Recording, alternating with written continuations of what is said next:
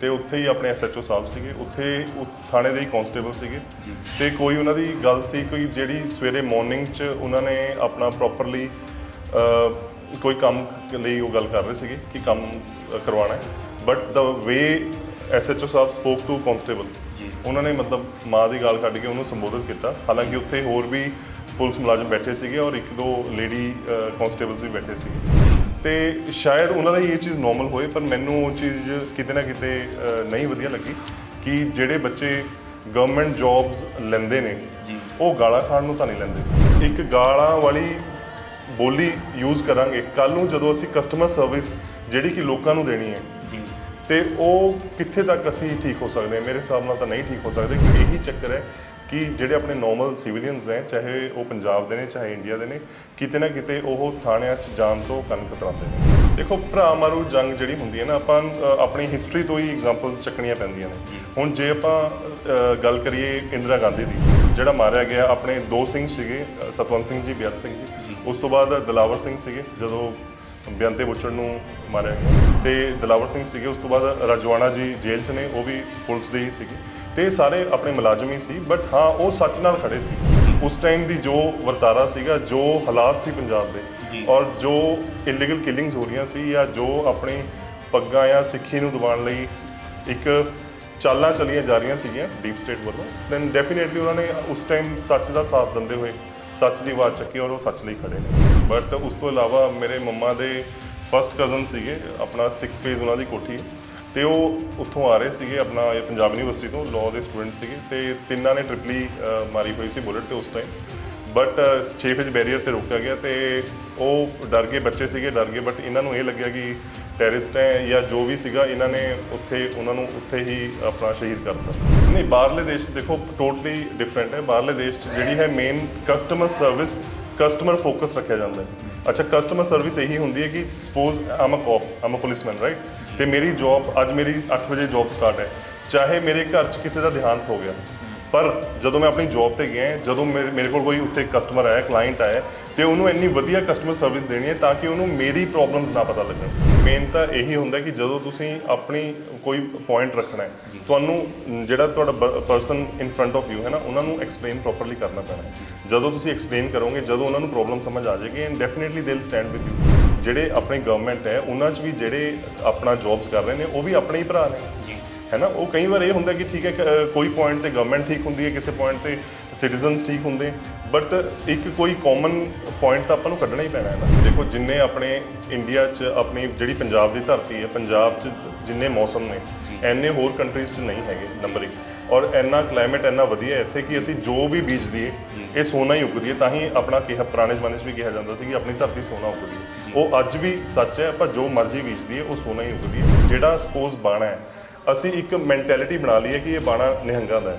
ਇਹ ਬਾਣਾ ਨਿਹੰਗਾਂ ਦਾ ਨਹੀਂ ਹੈਗਾ, ਇਹ ਖਾਲਸੇ ਦਾ ਬਾਣਾ ਹੈ ਔਰ ਖਾਲਸੇ ਦਾ ਜਿਹੜਾ ਸਰੂਪ ਹੈ ਉਹ ਗੁਰੂ ਗੋਬਿੰਦ ਸਿੰਘ ਜੀ ਮਹਾਰਾਜ ਨੇ ਅਨੰਦਪੁਰ ਸਾਹਿਬ ਦੀ ਧਰਤੀ ਤੇ ਖਾਲਸਾ ਸਾਜਿਆ ਸੀਗਾ। ਦੁਬਈ ਦੇ ਸ਼ੇਖ ਹੈ ਜਿਹੜੇ, ਠੀਕ ਹੈ, ਜਿੰਨੇ ਮਰਜ਼ੀ ਰਹੀਸ ਹੋਣ ਉਹ, ਤੇ ਉਹ ਵੀ ਆਪਣੇ ਬਾਣੇ ਨੂੰ ਇੰਨਾ ਪਿਆਰ ਕਰਦੇ ਨੇ, ਉਹ ਆਪਣੇ ਬਾਣੇ 'ਚ ਹੀ ਰਹਿੰਦੇ ਨੇ। ਤੇ ਜਦੋਂ ਹੋਰ ਕੰਟਰੀਜ਼ ਦੇ ਰਹਿ ਸਕਦੇ ਨੇ, ਸਾਨੂੰ ਤਾਂ ਇਹ ਬਾਣਾ ਹੀ ਅਕਾਲ ਪੁਰਖ ਵਾਹਿਗੁਰੂ ਵੱਲੋਂ ਬਖਸ਼ਿਸ਼ ਹੋਇਆ ਤੇ ਆਪਾਂ ਇਹ 'ਚ ਇੰਨਾ ਮਤਲਬ ਸਾਨੂੰ ਮਾਣ ਹੋਣਾ ਚਾਹੀਦਾ ਹੈ। ਤੇ ਮੈਨੂੰ ਨਹੀਂ ਪਤਾ ਲੱਗਦਾ ਕਿ ਕਿਉਂ ਕਈ ਲੋਕ ਇਸ ਬਾਣੇ ਨੂੰ ਇੰਨਾ ਨੈਗੇਟਿਵ ਵੇ ਨਾਲ ਦੇਖਦੇ ਹਨ। ਹਾਲਾਂਕਿ ਹਾਂਜੀ, ਵਾਹਿਗੁਰੂ ਜੀ ਕਾ ਖਾਲਸਾ, ਵਾਹਿਗੁਰੂ ਜੀ ਕੀ ਫਤਿਹ।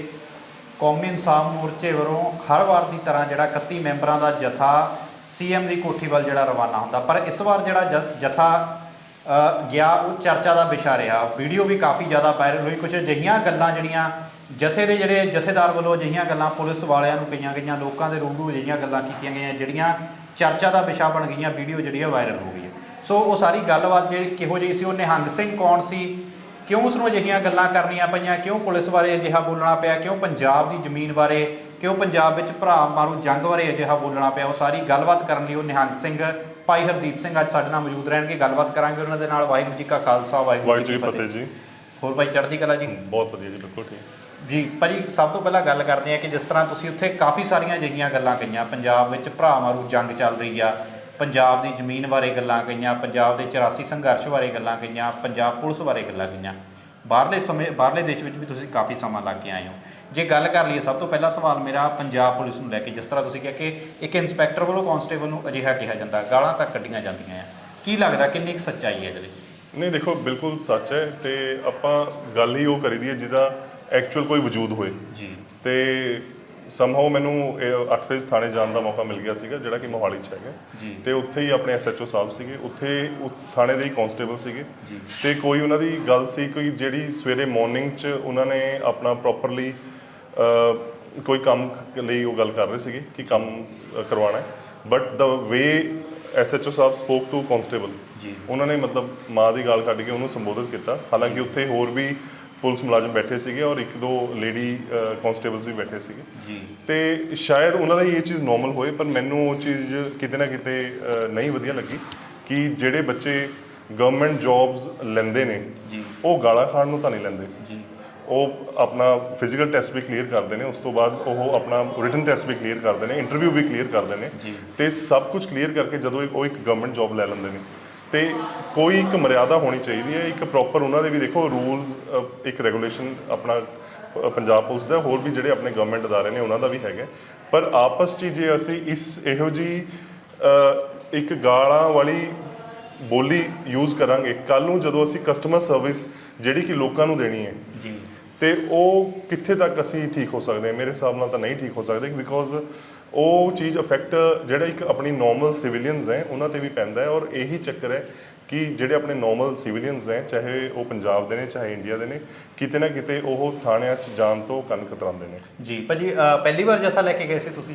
ਹਾਂਜੀ, ਮੈਂ ਫਸਟ ਟਾਈਮ ਜਥਾ ਲੈ ਕੇ ਗਿਆ ਸੀ, ਮੇਰੀ ਡਿਊਟੀ ਲੱਗੀ ਸੀਗੀ। ਜੀ। ਹਾਂਜੀ। ਕਾਫੀ ਸਾਰੀਆਂ ਗੱਲਾਂ ਭਾਜੀ ਹੋਈਆਂ ਤੇ ਤੁਸੀਂ ਇਹ ਵੀ ਗੱਲ ਉਹਦੇ ਵਿੱਚ ਕਹਿੰਦੇ ਹੋ ਕਿ ਪੰਜਾਬ ਦੇ ਵਿੱਚ ਇੱਕ ਤਰ੍ਹਾਂ ਦੀ ਭਰਾ ਮਾਰੂ ਜੰਗ ਚੱਲ ਰਹੀ ਹੈ, ਕਿਉਂਕਿ ਜੇ ਗੱਲ ਕਰ ਲਈਏ ਤਾਂ ਬਹੁਤ ਹੀ ਵਧੀਆ ਤਰੀਕੇ ਨਾਲ ਤੁਸੀਂ ਇੱਕ ਪੁਲਿਸ ਵਾਲਿਆਂ ਨੂੰ ਸਮਝਾ ਵੀ ਰਹੇ ਸੀਗੇ ਕਿ ਤੁਸੀਂ ਸਾਡੇ ਭਰਾ ਹੀ ਹੋ, ਹਨਾ? ਤੇ ਭਰਾ ਮਾਰੂ ਜੰਗ ਦੀ ਜੇ ਗੱਲ ਕਰ ਲਈਏ ਤਾਂ ਉਹ ਕਿਵੇਂ ਦੀ, ਕੀ ਲੱਗਦਾ ਤੁਹਾਨੂੰ ਵੀ ਕੀ ਹੋ ਰਿਹਾ ਹੈ? ਦੇਖੋ, ਭਰਾ ਮਾਰੂ ਜੰਗ ਜਿਹੜੀ ਹੁੰਦੀ ਹੈ ਨਾ, ਆਪਾਂ ਆਪਣੀ ਹਿਸਟਰੀ ਤੋਂ ਹੀ ਐਗਜ਼ਾਮਪਲਸ ਚੱਕਣੀਆਂ ਪੈਂਦੀਆਂ ਨੇ। ਹੁਣ ਜੇ ਆਪਾਂ ਗੱਲ ਕਰੀਏ ਇੰਦਰਾ ਗਾਂਧੀ ਦੀ, ਰਾਈਟ, ਤੇ ਅਸੈਸੀਨੇਸ਼ਨ ਹੋਇਆ ਤੇ ਉਹਨਾਂ ਨੂੰ ਜਿਹੜਾ ਮਾਰਿਆ ਗਿਆ, ਆਪਣੇ 2 ਸਿੰਘ ਸੀਗੇ, ਸਤਵੰਤ ਸਿੰਘ ਜੀ, ਬੇਅੰਤ ਸਿੰਘ ਜੀ। ਉਸ ਤੋਂ ਬਾਅਦ ਦਿਲਾਵਰ ਸਿੰਘ ਸੀਗੇ ਜਦੋਂ ਬੇਅੰਤੇ ਬੁੱਚੜ ਨੂੰ ਮਾਰਿਆ ਗਿਆ, ਰਾਈਟ, ਤੇ ਦਿਲਾਵਰ ਸਿੰਘ ਸੀਗੇ। ਉਸ ਤੋਂ ਬਾਅਦ ਰਾਜਵਾਨਾ ਜੀ ਜੇਲ੍ਹ 'ਚ ਨੇ, ਉਹ ਵੀ ਪੁਲਿਸ ਦੇ ਹੀ ਸੀਗੇ। ਤੇ ਸਾਰੇ ਆਪਣੇ ਮੁਲਾਜ਼ਮ ਹੀ ਸੀ, ਬਟ ਹਾਂ ਉਹ ਸੱਚ ਨਾਲ ਖੜੇ ਸੀ। ਉਸ ਟਾਈਮ ਦੀ ਜੋ ਵਰਤਾਰਾ ਸੀਗਾ, ਜੋ ਹਾਲਾਤ ਸੀ ਪੰਜਾਬ ਦੇ, ਔਰ ਜੋ ਇਲੀਗਲ ਕਿਲਿੰਗਸ ਹੋ ਰਹੀਆਂ ਸੀ, ਜਾਂ ਜੋ ਆਪਣੀ ਪੱਗਾਂ ਜਾਂ ਸਿੱਖੀ ਨੂੰ ਦਬਾਉਣ ਲਈ ਇੱਕ ਚਾਲਾਂ ਚਲੀਆਂ ਜਾ ਰਹੀਆਂ ਸੀਗੀਆਂ ਡੀਪ ਸਟੇਟ ਵੱਲੋਂ, ਦੈਨ ਡੈਫੀਨੇਟਲੀ ਉਹਨਾਂ ਨੇ ਉਸ ਟਾਈਮ ਸੱਚ ਦਾ ਸਾਥ ਦਿੰਦੇ ਹੋਏ ਸੱਚ ਦੀ ਆਵਾਜ਼ ਚੱਕੀ ਔਰ ਉਹ ਸੱਚ ਲਈ ਖੜੇ ਨੇ। ਜੀ। ਤੇ ਜੇ ਗੱਲ ਕਰ ਲਈਏ ਭਾਜੀ, ਬਾਅਦ ਵਿੱਚ ਇੱਕ 84 ਦੀ ਗੱਲ ਵੀ ਹੁੰਦੀ ਹੈ ਕਿ ਜਿਸ ਤਰ੍ਹਾਂ ਤੁਸੀਂ ਕਿਹਾ ਕਿ ਉਸ ਟਾਈਮ ਸਟੂਡੈਂਟਸ ਨੂੰ, ਛੋਟੀ ਉਮਰ ਦੇ ਬੱਚਿਆਂ ਤੱਕ ਦਾ ਜਿਹੜਾ ਇਨਕਾਊਂਟਰ ਹੈ, ਬਾਅਦ ਵਿੱਚ ਕੁਝ ਸਮੇਂ ਬਾਅਦ ਪਤਾ ਲੱਗਦਾ ਸੀ ਕਿ ਉਹ ਜੀਂਦੇ ਘੁੰਮਦੇ ਆ, ਹਨਾ? ਇਹ ਸਾਰੀ ਭਾਜੀ ਮਤਲਬ ਕਿ ਸਾਰੀ ਗੱਲ ਕਿਵੇਂ ਹੋਈ, ਕਿਵੇਂ ਤੁਹਾਨੂੰ ਪਤਾ ਲੱਗਿਆ ਜੀ? ਦੇਖੋ, ਮੇਰੇ ਮੋਸਟਲੀ ਸਾਡੀ ਫੈਮਿਲੀ ਆਪਣਾ ਪੁਲਿਸ ਡਿਪਾਰਟਮੈਂਟ ਤੋਂ ਹੀ ਹੈ, ਬਟ ਉਸ ਤੋਂ ਇਲਾਵਾ ਮੇਰੇ ਮੰਮਾ ਦੇ ਫਸਟ ਕਜ਼ਨ ਸੀਗੇ, ਆਪਣਾ 6 ਫੇਜ਼ ਉਹਨਾਂ ਦੀ ਕੋਠੀ ਹੈ, ਤੇ ਉਹ ਉੱਥੋਂ ਆ ਰਹੇ ਸੀਗੇ, ਆਪਣਾ ਇਹ ਪੰਜਾਬ ਯੂਨੀਵਰਸਿਟੀ ਤੋਂ ਲਾਅ ਦੇ ਸਟੂਡੈਂਟ ਸੀਗੇ, ਤੇ ਤਿੰਨਾਂ ਨੇ ਟ੍ਰਿਪਲੀ ਮਾਰੀ ਹੋਈ ਸੀ ਬੁਲਟ ਤੇ ਉਸ ਟਾਈਮ। ਬਟ 6 ਫੇਜ਼ ਬੈਰੀਅਰ ਤੇ ਰੋਕਿਆ ਗਿਆ ਤੇ ਉਹ ਡਰ ਗਏ, ਬੱਚੇ ਸੀਗੇ, ਡਰ ਗਏ। ਬਟ ਇਹਨਾਂ ਨੂੰ ਇਹ ਲੱਗਿਆ ਕਿ ਟੈਰਰਿਸਟ ਹੈ ਜਾਂ ਜੋ ਵੀ ਸੀਗਾ, ਇਹਨਾਂ ਨੇ ਉੱਥੇ ਉਹਨਾਂ ਨੂੰ ਉੱਥੇ ਹੀ ਆਪਣਾ ਸ਼ਹੀਦ ਕਰਤਾ, ਤੇ ਉਹ ਨਿਊਜ਼ ਕਾਫੀ ਚੱਲੀ ਸੀ।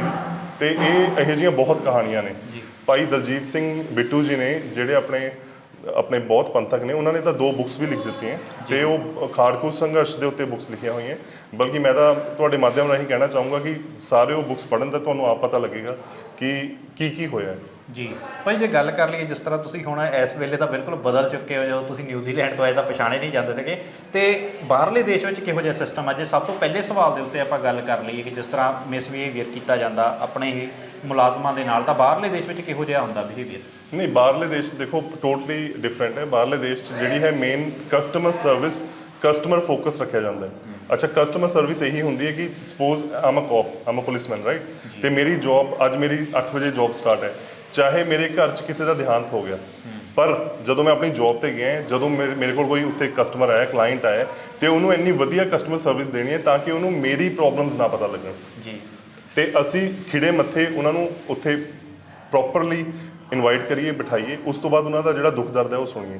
ਕਿਉਂਕਿ ਜਿਹੜੀ ਚਾਹੇ ਪੁਲਿਸ ਫੋਰਸ ਹੋ ਗਈ ਜਾਂ ਜਿਹੜੇ ਹੋਰ ਆਪਣੇ ਅਦਾਰੇ ਨੇ, ਇਹ ਇੱਕ ਤਰ੍ਹਾਂ ਇਹਨਾਂ ਦੀ ਡਿਊਟੀ ਜਿਹੜੀ ਹੈ ਉਹ ਇੱਕ ਤਰ੍ਹਾਂ ਮਦਰ ਵਾਲੀ ਡਿਊਟੀ ਹੁੰਦੀ ਹੈ। ਜਿਵੇਂ ਮਦਰ ਆਪਣੇ ਬੱਚਿਆਂ ਨੂੰ ਸਾਂਭਦੀ ਹੈ ਤਾਂ ਕਿ ਜਿਹੜੇ ਆਪਣੇ ਸਿਵੀਲੀਅਨਸ ਹੈ, ਜਿਹੜੇ ਸਿਟੀਜ਼ਨਸ ਆਫ ਇੰਡੀਆ, ਤੇ ਉਹਨਾਂ ਨੂੰ ਇੱਕ ਅੰਦਰੋਂ ਫੀਲਿੰਗ ਆਣੀ ਚਾਹੀਦੀ ਹੈ ਕਿ ਨਹੀਂ ਜੇ ਸਾਨੂੰ ਪ੍ਰੋਬਲਮ ਹੈ ਅਸੀਂ ਭੱਜ ਕੇ ਪੁਲਿਸ ਕੋਲ ਜਾਵਾਂਗੇ ਐਂਡ ਡੈਫੀਨੇਟਲੀ ਉਹ ਪ੍ਰੋਪਰਲੀ ਸੋਲਵ ਹੋਊਗੀ। ਪਰ ਜੇ ਆਪਣੇ ਸਿਵੀਲੀਅਨਸ ਦੀ ਆਵਾਜ਼ ਹੀ ਇਹ ਹੈ ਕਿ ਯਾਰ ਉੱਥੇ ਜਾਵਾਂਗੇ ਉਹਨਾਂ ਨੇ ਪੈਸੇ ਮੰਗਣ ਲੱਗ ਜਾਣਾ ਤੇ ਜਾਂ ਜਾਵਾਂਗੇ ਉਹਨਾਂ ਨੇ ਹੋਰ ਕਿਸੇ ਪ੍ਰੋਬਲਮ 'ਚ ਅਸੀਂ ਪਾਵਾਂਗੇ ਜਾਂ ਨਹੀਂ ਜਾਣਾ ਹੀ ਨਹੀਂ, ਇਹਨਾਂ ਦੇ ਮੱਥੇ ਹੀ ਨਾ ਲੱਗੋ, ਤੇ ਫਿਰ ਮੈਨੂੰ ਲੱਗਦਾ ਕਿਤੇ ਨਾ ਕਿਤੇ ਆਪਣੀ ਕੰਟਰੀ 'ਚ ਜਿਹੜੀ ਇੱਕ ਪ੍ਰੋਪਰ ਇੰਪਰੂਵਮੈਂਟ ਦੀ ਲੋੜ ਹੈ। ਜੀ, ਲੱਗਦਾ ਕਿ ਭਾਜੀ ਉਸ ਚੀਜ਼ ਨੂੰ ਮੰਨ ਲਓ ਜਿਹੜੇ ਮੁਲਾਜ਼ਮ ਹੈਗੇ ਆ ਜਾਂ ਪੁਲਿਸ ਮੁਲਾਜ਼ਮ ਆ, ਜਿਸ ਤਰ੍ਹਾਂ ਤੁਸੀਂ ਗੱਲ ਕੀਤੀ, ਕਿਉਂਕਿ ਅੱਗੇ ਵੀ ਕਈ ਜਥੇ ਜਾਂਦੇ ਆ, ਇੰਨੀ ਸੌਫਟ ਗੱਲ ਨਹੀਂ ਹੁੰਦੀ ਹੈਗੀ, ਇੰਨੇ ਪਿਆਰ ਦੇ ਨਾਲ ਗੱਲ ਨਹੀਂ ਹੁੰਦੀ, ਤਰੀਕੇ ਨਾਲ ਸਮਝਾਇਆ ਵੀ ਉਹਨਾਂ ਨੇ ਸੁਣਿਆ ਵੀ।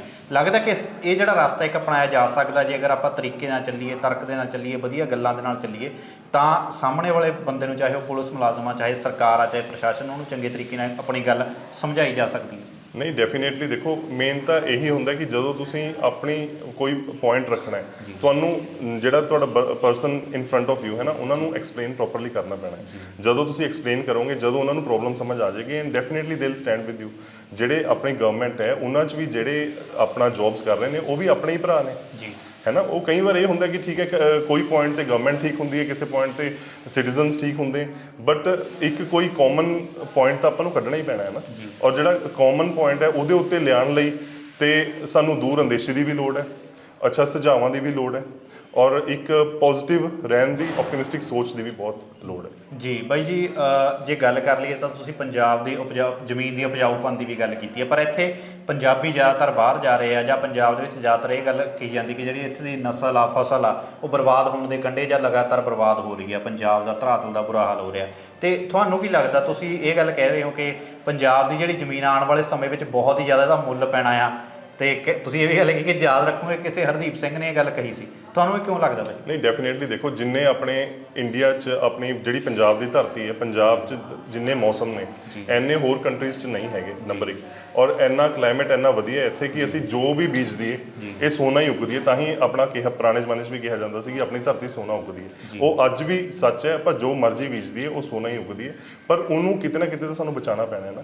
ਬਾਕੀ ਦੂਜੀ ਗੱਲ, ਧਰਤੀ ਦੀ ਹਿੱਕ ਵਿੱਚ ਖੂਨੀ ਪੰਜਾ, ਇਹ ਵੀ ਇੱਕ ਕਿਤਾਬ ਹੈ ਜਿਹੜੀ ਕਿ ਆਲ ਓਵਰ ਵਰਲਡ ਦੀ ਜਿਹੜੀ ਸਿਆਸਤ ਹੈ ਉਹਦੇ ਬਾਰੇ ਦੱਸਦੀ ਹੈ, ਤੇ ਉਹ ਤੁਹਾਡੇ ਮਾਧਿਅਮ ਰਾਹੀਂ ਜੇ ਬੱਚੇ ਪੜ੍ਹਨਾ ਚਾਹਣ ਉਹ ਪੜ੍ਹ ਸਕਦੇ ਨੇ ਆਪਣੇ ਸਰੋਤੇ।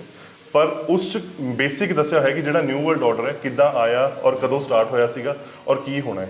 ਤੇ ਹੁਣ ਜਿਹੜਾ ਨੈਕਸਟ ਫਿਨੋਮੀਨਾ ਹੈ ਉਹ ਇਹੀ ਹੈ ਕਿ ਜਦੋਂ ਆਲ ਓਵਰ ਦਾ ਵਰਲਡ ਜਿਹੜੀ ਇੱਕ ਪਾਵਰ ਸਟੈਂਡ ਕਰਨੀ ਹੈ ਤਾਂ ਉਹਨਾਂ ਨੇ ਜਿਹੜੀ ਵਧੀਆ ਜ਼ਮੀਨਾਂ ਨੇ ਉਸ ਵੱਲ ਭੱਜਣਾ ਹੈ, ਠੀਕ ਹੈ। ਤੇ ਆਪਣੀ ਜ਼ਮੀਨ ਜਿਹੜੀ ਪੰਜਾਬ ਦੀ ਜ਼ਮੀਨ ਹੈ ਆਲ ਓਵਰ ਦਾ ਵਰਲਡ ਸਭ ਤੋਂ ਉਪਜਾਊ ਜ਼ਮੀਨ ਹੈ।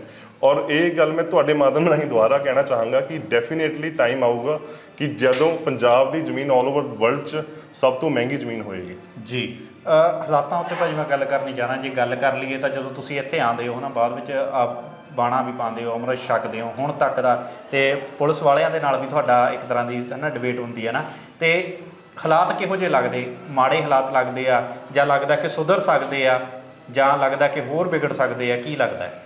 ਦੇਖੋ ਪਤਾ ਕੀ ਹੈ, ਡੈਫੀਨੇਟਲੀ ਜੇ ਆਪਾਂ ਪੋਜ਼ਿਟਿਵ ਰਹਾਂਗੇ ਤੇ ਉਹ ਪੋਜ਼ਿਟਿਵ ਹੀ ਰਹਿਣਗੇ, ਕਿਉਂਕਿ ਡਿਬੇਟ ਜਿਹੜਾ ਹੈ ਉਹ ਜ਼ਰੂਰੀ ਹੁੰਦਾ ਹੈ। ਇੱਕ ਪ੍ਰੋਪਰ ਮੀਟਿੰਗ ਹੋਣੀ ਔਰ ਡਿਸਕਸ਼ਨਸ ਹੋਣੀਆਂ, ਉਸੇ ਚੋਂ ਹੀ ਕੰਕਲੂਜਨਸ ਨਿਕਲਦੇ ਨੇ, ਉਸੇ ਚੋਂ ਹੀ ਫਾਈਨਲ ਜਿਹੜੀ ਆਊਟਕਮ ਹੈ ਉਹ ਨਿਕਲਦੀ ਹੈ।